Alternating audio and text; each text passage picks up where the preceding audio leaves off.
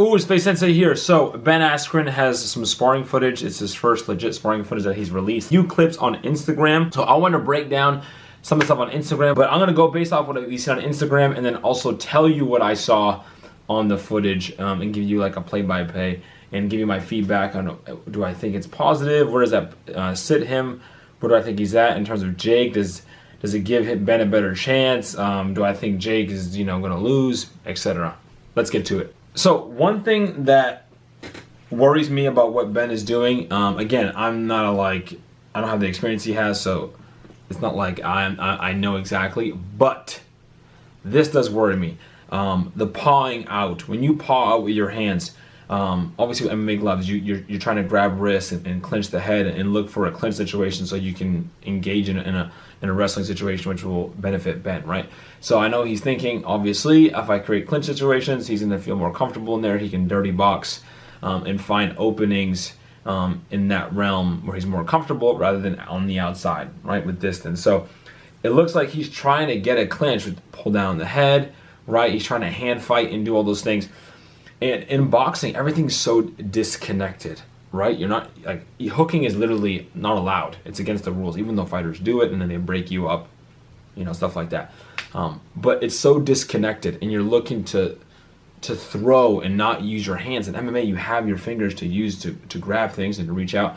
And you can throw elbows and things like that. In boxing, your hands are here and you are just covering and shielding with the gloves and returning strong blows. So one of the things is that if your hands are really out there and you're not relying on head movement and good footwork for evasiveness, you're gonna eat some shots, right? As you're going in and you're trying to reach and grab, you're gonna run into stuff and you're gonna eat shots. There's just no way around it. Especially because typically in MMA, when you go to engage in a clinch, often the person will engage back in the clinch. So then you have this hand fighting clinch against the cage. You engage in this, pummeling situation. It's not gonna happen, right? You're not gonna see Jake pummel. He's just gonna let the ref break it up, and then he's gonna want to punch and unload combinations when Ben's in close. So one thing I did like that I saw from Ben though is that when he is clinching, he's trying to get his head underneath and then turn the corner, obviously. So if he can keep trying to create angles, which this is Ben's strength, right? He's a world-class wrestler, dude, and world-class MMA fighter. So he understands how to cut angles very well with his feet and then well in the clinch. So I think what Ben is going to have to make sure that he does not stay in front of him. Very limited time he has to stay in front of him. If he can engage in that clinch and find ways to quickly exit out left or right and get some flurries, clinch, break it up, and kind of get that sequence over and over and over again to gas out Jake, he'll be good. So it's just that's a dangerous game to play, obviously, when you're walking and reaching your hands out like that. Not walking, but even shifting. So again, and Jake's not like a world-class boxer, but he has power. So I don't care who you are, you have power. It's a dangerous game that you're playing. Obviously, you see Ben working the punches, but he's not going in with threatening punches with power. So he's working his way in with the jab cross, the 1-2. He's trying to fire punches, connect something, and then go underneath or clinch, and then cut an angle, and then dirty box from there. If Jake does not feel threatened by those punches while you're entering, he's just gonna be unloading haymakers, powerful shots back to counter, right? And Jake seems to be pretty good at going backwards and punching hard, and he's doing really well with that. So I just think that, again, you have another situation where Jake is not being threatened by the other person's power, like punching power. And we have yet to see that. And Jake tends to fight really well. I mean, most people do fight really well like that, but we've seen Jake most recently really unload power shots when he has someone in front of him that he doesn't feel like can hurt him. They may be able to maybe they'll outwork him or outpoint him. It doesn't matter. If Jake knows that you can't hurt him, you're gonna see the best Jake, right? He's gonna throw his best punches. So based off what I've seen so far, I think that Ben might be underestimating Jake. I mean, I've said this in the video before, but still, based off what we've seen with footage, it still seems like he may be underestimating him.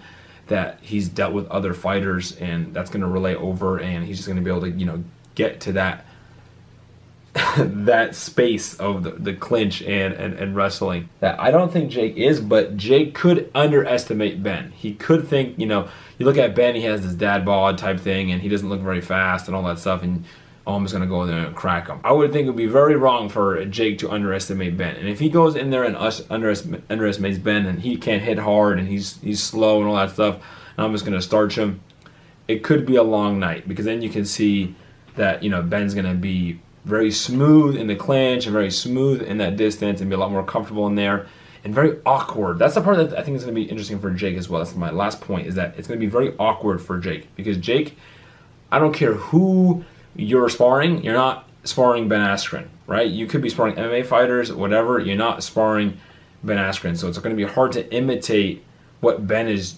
working on, what he's trying to accomplish, right? You're not going to get a boxer out there. So he's going to do, his timing is going to be different, right? The way he moves is going to be different. It's going to be awkward. Ben is super strong as well in the clinch. You're not going to be able to match that. It's just very awkward, right? Ben's attributes, him as a wrestler and MMA fighter, and his experience, there's literally nobody to emulate that. And I think it might be easier for Ben to emulate Jake. Ben has the upper hand in that sense. So this is why I keep going back and forth, because there's so many different parts to this fight in terms of experience, lack of experience, right? Skill, ability, attributes, speed, power, that just constantly go back and forth. And then even the training aspect. You know, will Jake be prepared on that night for someone like Ben if he's never seen that look? And how will he react under the lights where Ben has competed in MMA and in wrestling? Quick overview. Vidal just said like that Ben is going to get starched in round 1. He's not going to make it out of round 1, which is kind of wild to say. But to be honest, I can see this fight going so many ways. It's not like clear cut, because Ben has the ability to fight, right? He's a better fighter than Jake, but not a better boxer, right? That's a few good points that I've heard some MMA people talk about, that he is a better fighter, but not a better boxer.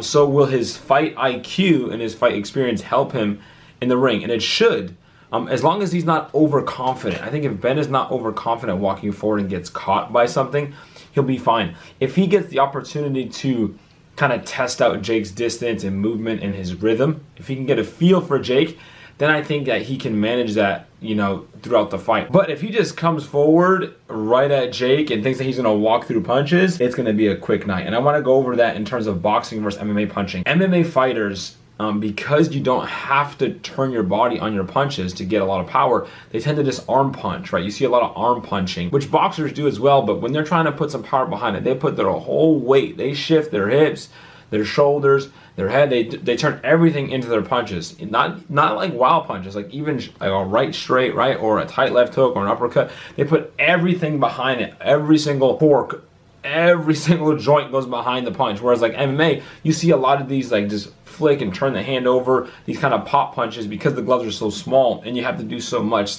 You don't want to turn your body all the way, right? A boxer can get away with pivoting and turning all the way through because he is not afraid of the takedown. Where you get a lot of this more squared fighting in MMA, very similar to like Muay Thai and in wrestling, because they want to keep their other stances, because they want to be able to deal with other things, right? So they don't just commit fully to a boxing stance. Look at Conor, right? He committed fully to boxing and it got him caught with leg kicks and wrestling, etc. So if he's overconfident in that and thinks he's just going to be able to pop punches and do damage and be able to take the punches back, it's going to be a quick night, in my opinion. But I think if Ben just uses that, that style and uses footwork and tries to maintain distance and using his defense and using IQ and ring management and that generalship and his cardio and stays relaxed, I think he's going to be fine. Jake has been showing that he's been putting on some power on his punches. When Jake first started fighting and training, which most people do, I was saying this, that he tends to push and slap with his punches, right? It's very common just to push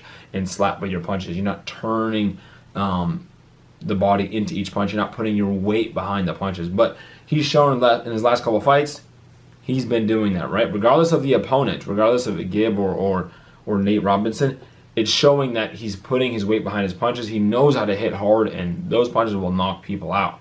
So I don't care the experience that Ben has. If Ben gets hit, he's going out, right? If he gets hit clean. So many questions on this fight. I just want to see it go the distance. I want to see how Jake handles like a tough boxing match, right? If he gets hurt or knocked down, or if he gets really gassed, how does he deal with that? I think it'd be very interesting. There's so many questions there, and people want to see that.